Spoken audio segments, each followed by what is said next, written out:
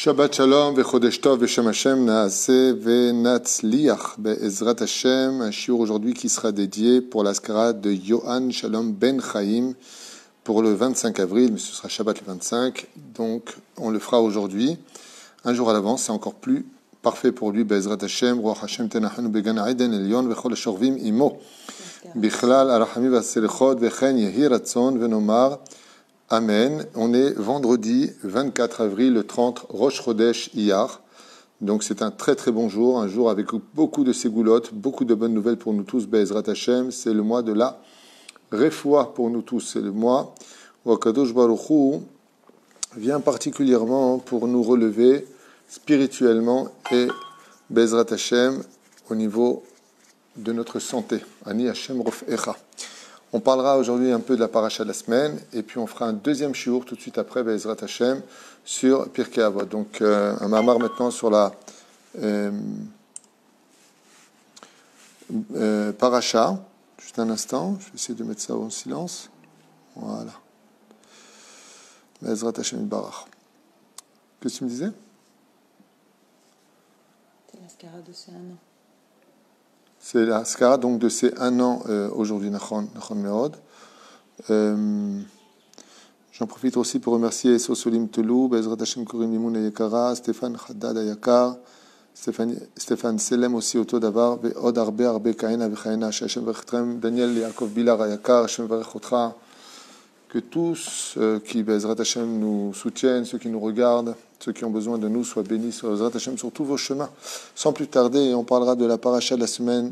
Il y a 2 parachiotes, paracha de Shmini, de Tazria et la paracha de Metzora.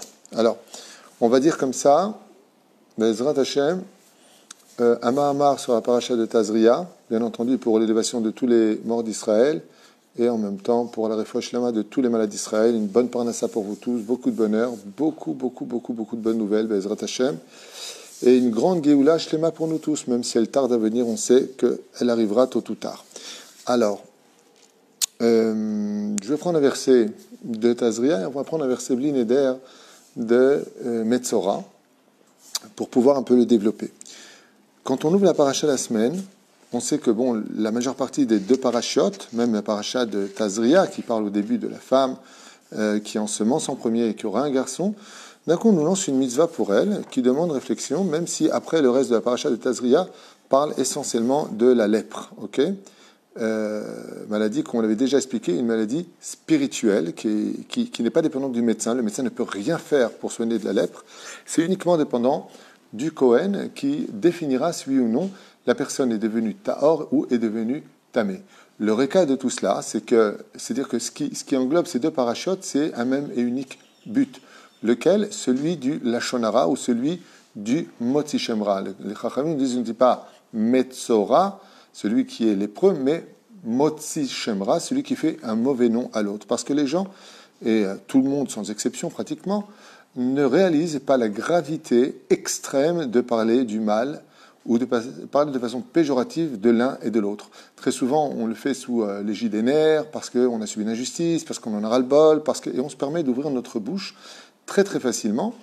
Et résultat des courses, cela nous amène à un confinement, le fait d'avoir de nous isoler parce que, on a isolé une personne. Quand on dit du mal d'une personne, on l'isole, on se méfie de lui maintenant, et quelque part on prend du recul. Et si vraiment il y avait lieu de se méfier de lui, si vraiment c'était une personne qui était nuisible, les Chachamim nous annoncent que dans le domaine du Lashon Hara, étant donné qu'on veut prévenir les autres d'une situation dramatique d'une personne infréquentable, la relation toxique, on a le droit de prévenir. Mais à une condition, c'est que le Beit Din ait donné cette autorisation. On ne peut pas nous-mêmes, sans l'avis d'un rave compétent dans ce domaine, se permettre de dire telle et telle chose ou telle et telle personne. C'est pour ça que le mieux, dans l'absolu, c'est de se taire. Le mieux, c'est de ne parler de personne. Azov oti, laisse-moi tranquille.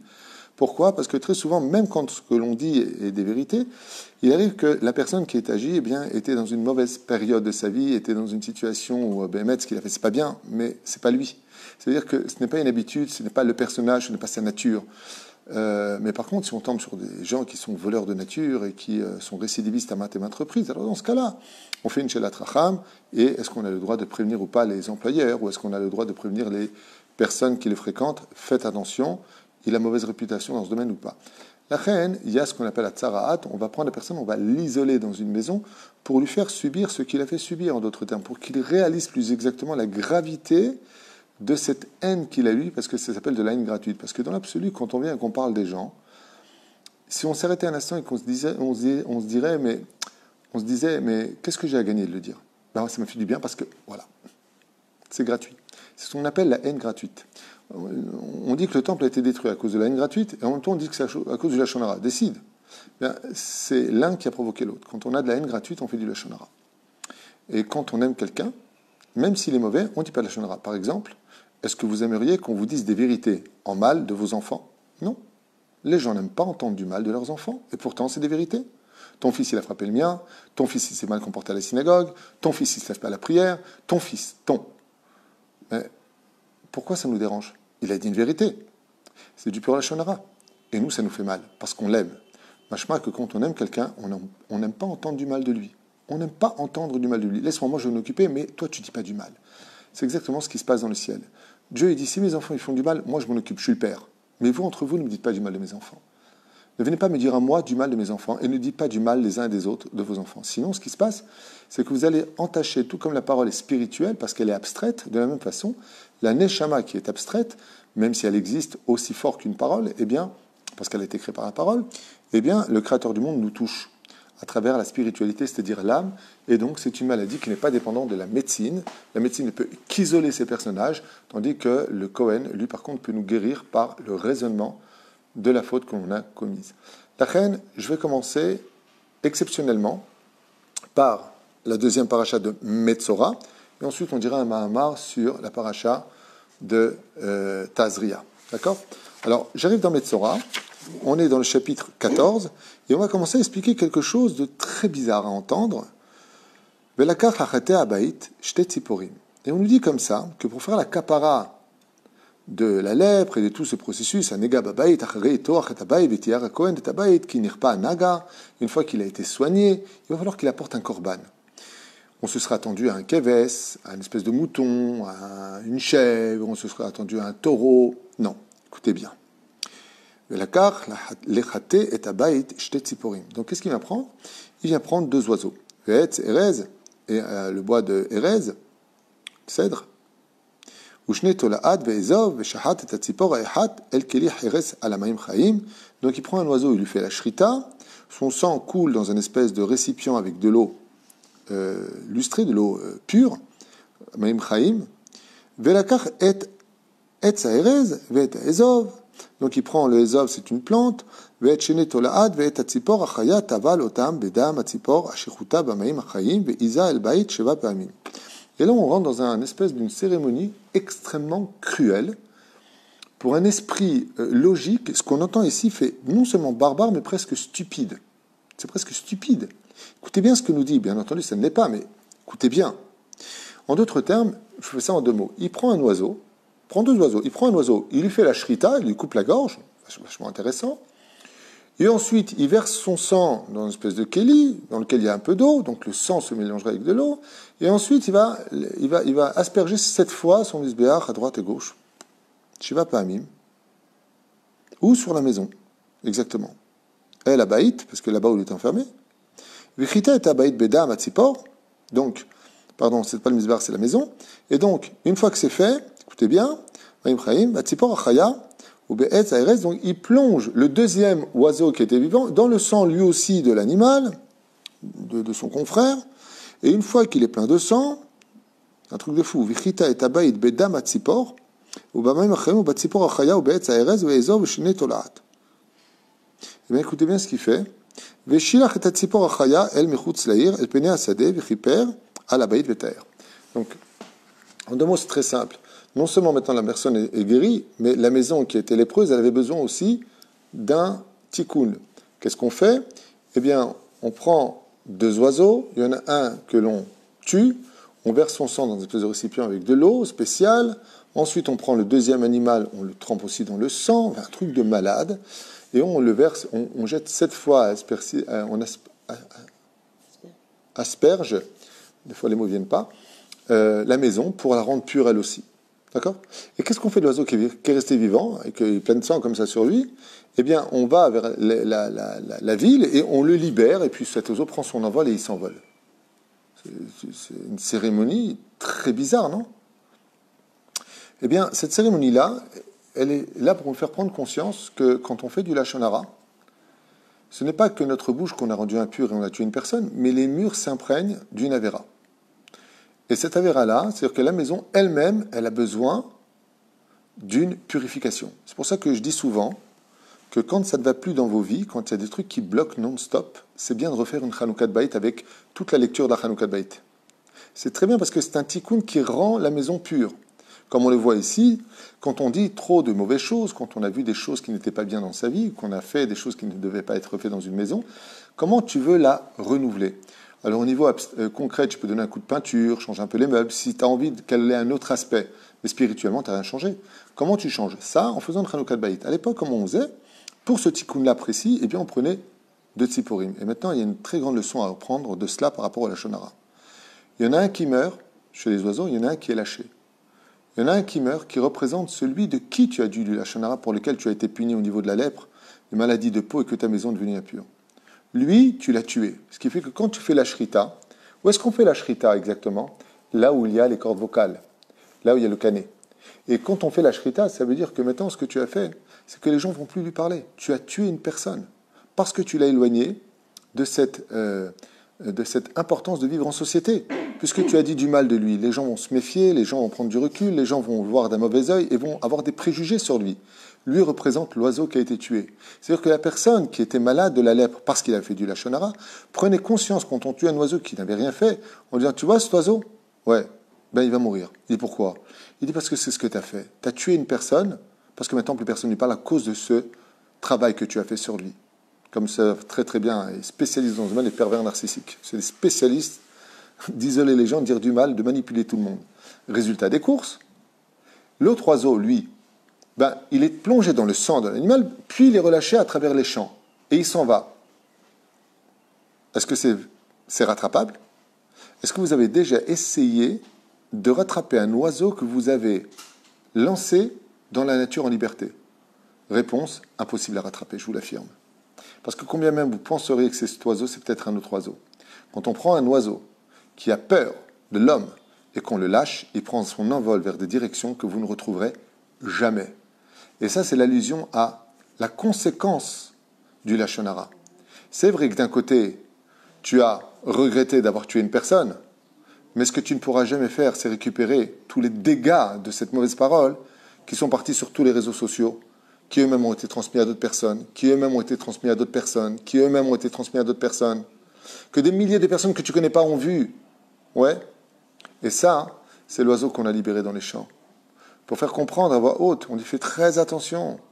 Parce que quand tu fais du Lachon Hara, ça ne paraît rien du tout. C'est comme le vol d'un oiseau. Qu'est-ce que j'ai dit de mal? Ça va, tu vois pas. Il dit Baba, t'as rien compris. Tu as tué une personne, c'est un meurtre ce que tu as fait. Pas simplement un meurtre, c'est irréparable. Même si on voit qu'il y a un tikkun, puisqu'il suffisait simplement de regretter. Aujourd'hui, comment on répare le Lachon Hara? D'abord, on arrête d'en faire, on juge tout le monde des Kapsrout, on étudie les lois du Chafetz Chaim sur le Ilchot Lachon Hara. C'est comme ça qu'on répare aujourd'hui. Qu'est-ce que tu veux faire de plus? Tu demandes pardon à toute personne, Bezrat Hashem. Moi, je dis souvent comme ça. Si tu as fait beaucoup de Lachon Hara, achète beaucoup de livres sur le Ilchot Lachon Hara et distribue-les aux gens. Comme ça, non seulement tu as fait tchouva, mais tu peux faire tchouva aux autres. Ainsi donc, ça fera peut-être ta capara de tes fautes. Aval dans l'ensemble. On voit que quand l'oiseau il est parti, eh bien cet oiseau-là, il est très symbolique de fais attention. Il dit pourquoi? Il dit parce que tout comme tu ne peux pas rattraper l'oiseau qui s'est enfui dans la nature, et tu ne sauras jamais où il est parti se poser, de la même façon, tu ne sauras jamais jusqu'où est parti se reposer toutes les mauvaises paroles que tu as dites des uns et des autres, dans quelle direction ils ont été. Et c'est peut-être pas Minastam que... je ne me rappelle plus quel système des réseaux sociaux, je ne sais pas si c'est Twitter ou si c'est autre chose. Ils ont un symbole, c'est un oiseau. Il y a un des systèmes de communication, je sais que c'est un oiseau, et c'est pas Minastam que c'est un oiseau. C'est-à-dire que très souvent, à travers les réseaux sociaux, on va se permettre comme ça, comme le coup très classique et le plus connu de tous d'ailleurs, c'est comment le symbole des médias où il y a un oiseau? Twitter. C'est Twitter, donc je ne m'étais pas trompé. Twitter. Et pourquoi c'est un oiseau? Vous savez que Apple, c'est la pomme, la faute originelle. selon la chrétienté, où c'était une pomme, bien entendu, c'était pas une pomme pour la Torah, mais la pomme qui est croquée. Et bizarrement, Twitter, c'est en général là où Instagram, tous ces moyens de communication, eh bien, c'est un oiseau. Et pourquoi c'est un oiseau? Eh bien, parce que l'oiseau, quand il prend son envol, on ne sait pas où il est. C'est-à-dire que les paroles qu'on va mettre sur Twitter, par exemple, la fille, elle a cassé avec son copain, et parce que ça existe, il y a des gens qui se fréquentent en tant que copain-copine, ce qui paraît. Donc, il y a des gens comme ça, c'est mon copain, tu comprends, et tout ça. On fait des bêtises, ou on n'en fait pas, peu importe. Et puis ça casse parce que le mec, il lui a dit, une fois qu'il avait ce qu'il a voulu, écoute, t'es trop bien pour moi, tu vois, je vais pas te faire de mal, tu mérites mieux. Une fois qu'il a eu ce qu'il voulait, bien sûr. Hein. Avant, c'était ma vie, t'es mon douralianet, t'es tout ce que tu veux. Et donc, qu'est-ce que va faire la femme? Eh bien, dans un coup de nerf, elle va prendre Twitter et vous savez pas qui il est, voilà ce qu'il m'a fait, faites attention à lui, et peut-être patata. Alors que le mec, Bassov, s'est rendu compte qu'il a eu tort et qu'il a peut-être fait tchouva, ou pire encore, qu'il t'a demandé de te donner à lui. Ça veut dire que tu as aussi une part de responsabilité. Tu es tombé dans le piège, peut-être, mais en tout cas, tu n'avais pas un couteau sous la gorge. Donc, qui a dit que ce que tu as fait, c'était bien? En attendant, ce qui se passe, c'est qu'au bout d'un certain temps, la fille rencontre quelqu'un d'autre. Elle est très contente d'avoir rompu avec son premier ami, mais pendant que tout ça se passe, et que même pire que tout, le pire, c'est qu'ils redeviennent des copains-copines. Ouais, ben le mal a été fait. L'oiseau a pris son enveloppe avec les messages et puis il est parti vers toutes sortes de maisons qu'on ne retrouvera jamais. Donc ça, c'était le côté de la paracha de la semaine sur la paracha de Metzora qui nous fait comprendre la gravité extrême de ce qu'on pouvait retenir de la Metzora, Motzi Shemra, qui est extrêmement grave. Et il est évident que notre génération est plus touchée que toutes les autres époques. On n'a jamais vu de système médiatique aussi rapide, aussi efficace que ce que l'on vit. Et donc, c'est à double tranchant. D'un côté, comme l'avait dit une femme en intervenant, en disant « Heureusement qu'il y a les réseaux sociaux, heureusement qu'il y a les informations ». C'est vrai, si c'est pris à bon escient, si on en fait du bien.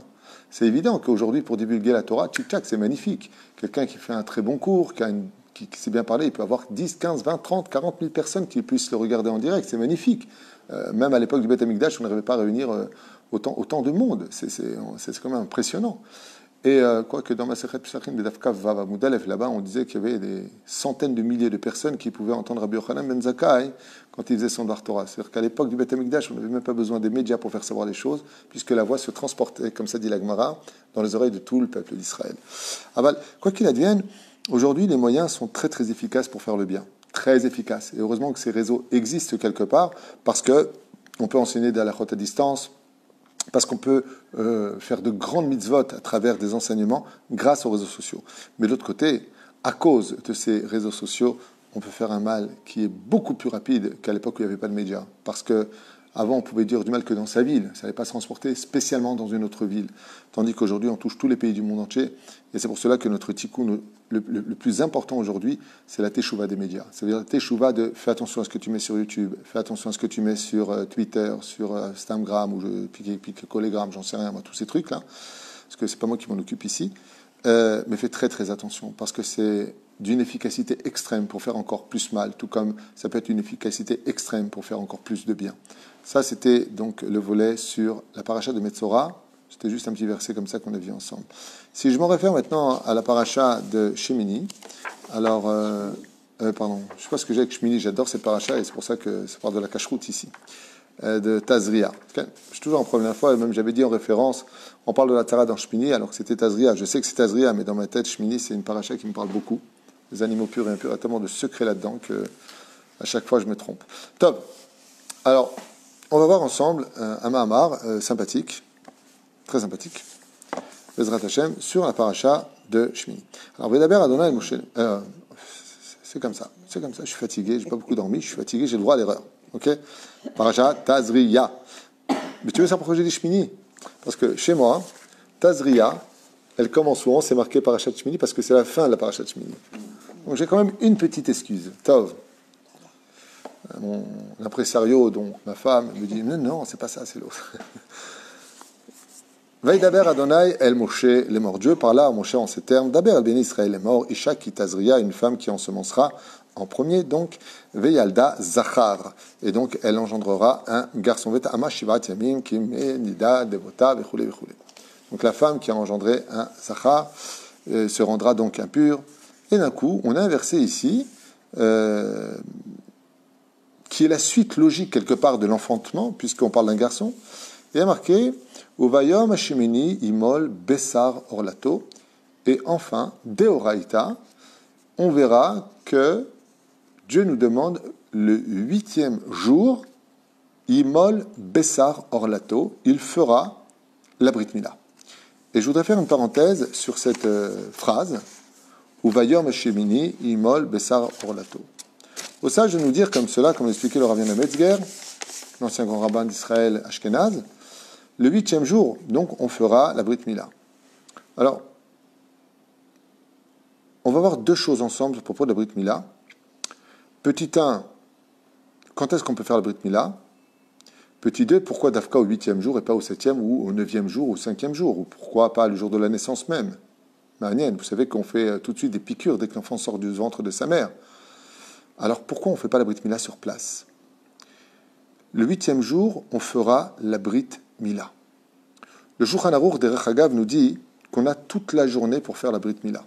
On peut la faire à 1h de l'après-midi, on peut le faire à fin de journée, mais attention, avant la Shkia. On pourra faire la Brit Mila. Mais on peut la faire aussi le matin, et c'est encore mieux. Bamed Varim Amorim. Pourquoi Dafka le Yom Shmini? Alors on dit comme ça. Dans le Shulchan Aruch, il y en a qui disent et qui expliquent Zrizim Makdimim la mitzvot. Les gens empressés, amoureux de la Torah et des mitzvot, s'empresseront toujours de la faire le plus tôt possible. Comme qui? Comme Avraham Avinu. Duquel, quand Dieu lui demanda de sacrifier son fils, Vayashkem Avraham Baboker, Vayahavosh et Hamoro, il s'est levé Avraham très tôt le matin pour aller atteler son âne et partir avec Yitzhak et ses 2 serviteurs pour la Kedat Yitzhak. Ce qui fait que même si on sait que le temps de la Brit Mila, on doit le faire le 8e jour, on n'a pas dit l'heure. Shulchan Aruch nous dit, dans l'absolu, tu as toute la journée pour faire la Brit Mila. Mais si vraiment tu aimes la Torah et les mitzvot, alors ne remets pas plus tard ce que tu pouvais faire l'heure même, et non pas le jour même, puisque le jour est encore là. Mais Zrizim la mitzvot, ça veut dire que pris à la limite honnête, et tout de suite après la prière de Shacharit, tu fais la Brit Mila. Ça veut dire en d'autres termes le matin extrêmement tôt. Seulement, cela n'arrange pas tout le monde, car on a besoin d'avoir tonton, mamie, pépé, tout le monde vient, et tout le monde ne peut pas venir à des heures extrêmement tôt. À 7h du matin, Brit Mila, il faut être assez préparé, et c'est une Brit Mila, donc on a besoin en général de se maquiller pour les femmes, de se préparer pour les hommes. Velachen, malgré tout, celui qui est empressé, il est préférable de le faire le matin, tout de suite après la prière, c'est le mieux, mais s'il veut le faire l'après-midi, il le pourra aussi. D'accord? Et d'ailleurs, une question qui se pose. Pourquoi tu viens que tu me dis ici, Bayom Hashmini Imol Bessar Orlato, alors qu'Avraham Avinu a été le premier homme à se circoncire sur l'ordre divin? Dieu demande à Abraham de faire la Brit Mila. Dans les 10 épreuves d'Abraham, eh bien, vers la fin de ces épreuves, Dieu lui demande de pratiquer la Brit Mila.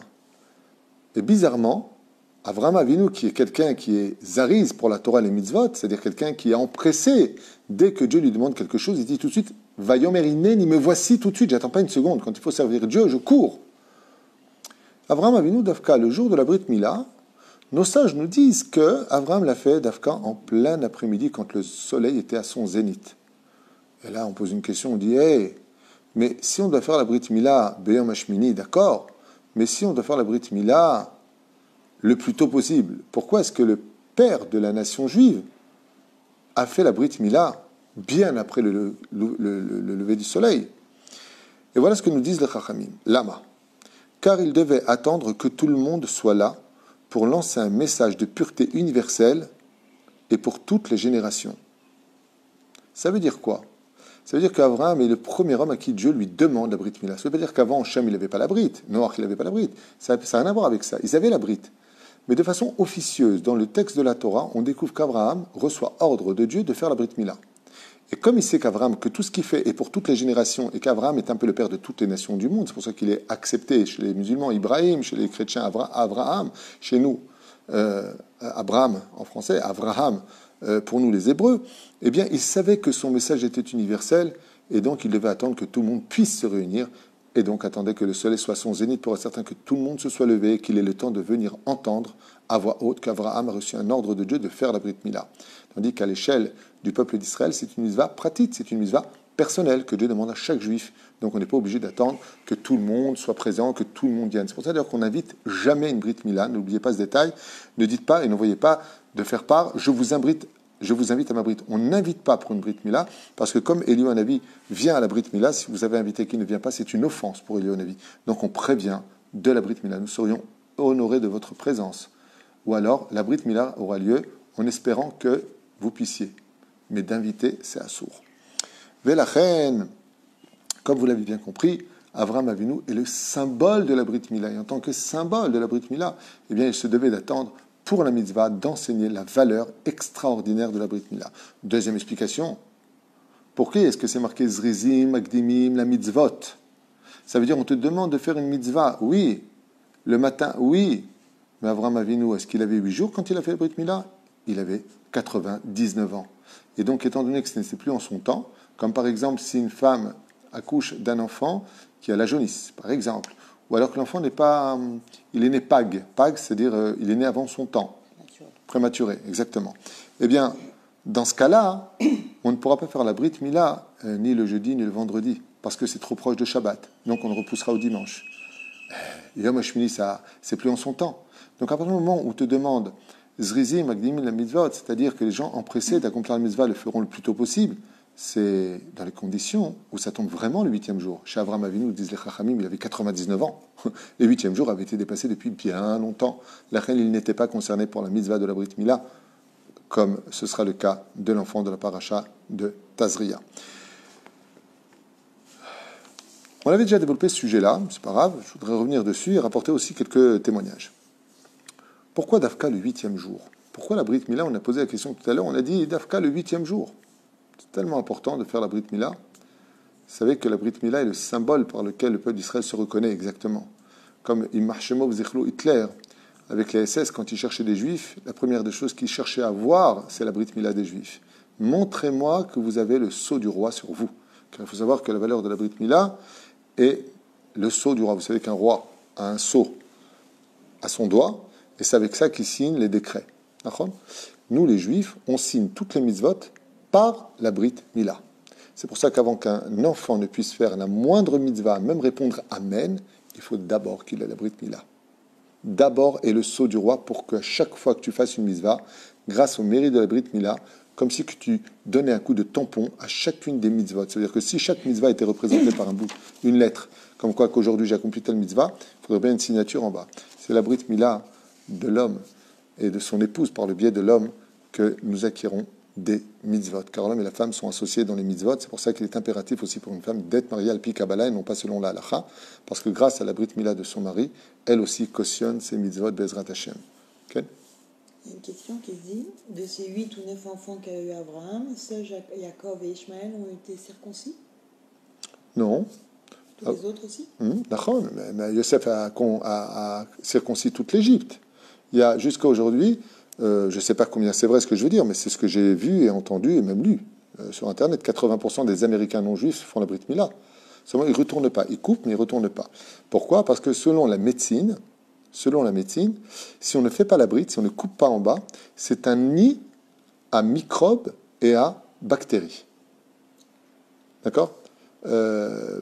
Donc, la Brit Mila est considérée par la médecine comme étant parfait pour avoir une meilleure santé.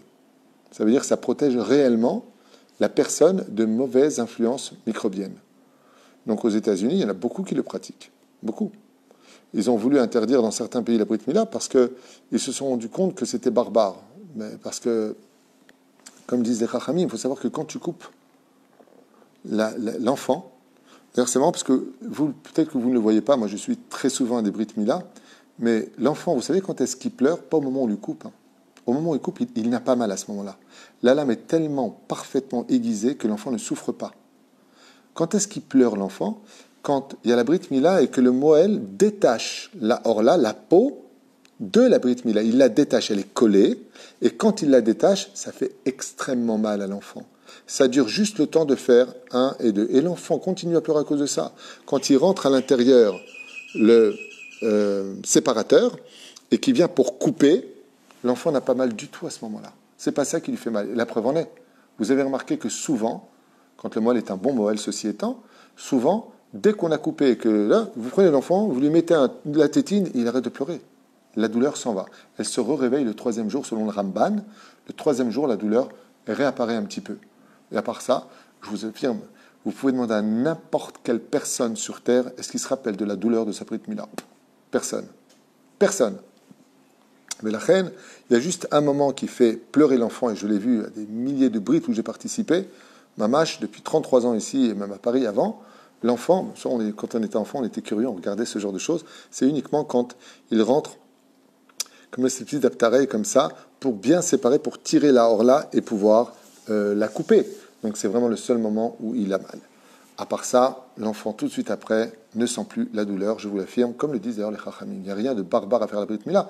Seulement, comme du côté de nos cousins Ishmaélim, ils font de la Brit Mila à 12 ans, 13 ans, l'enfant, sans anesthésie, sans rien, il coupe directement, ça a été considéré comme un acte très douloureux et à plus forte raison, pas facile à accepter. Mais à l'âge de 8 jours, il n'y a aucun problème pour un enfant de faire le Brit Mila, car il n'y a pas une personne au monde qui fait plus attention à la santé de ses créatures et au bien-être de ses créatures que Dieu lui-même. Si Dieu nous le demande, c'est parce que Zébari, pour nous, c'est bien pour nous, spirituellement et physiquement. Alors, pourquoi le 8e jour? Je voudrais vous donner 4 explications, et puis je vous laisserai avec ça pour aujourd'hui, et on se retrouvera dans 5 minutes pour un cours sur Pirkei Avot, Be'ezrat Hashem.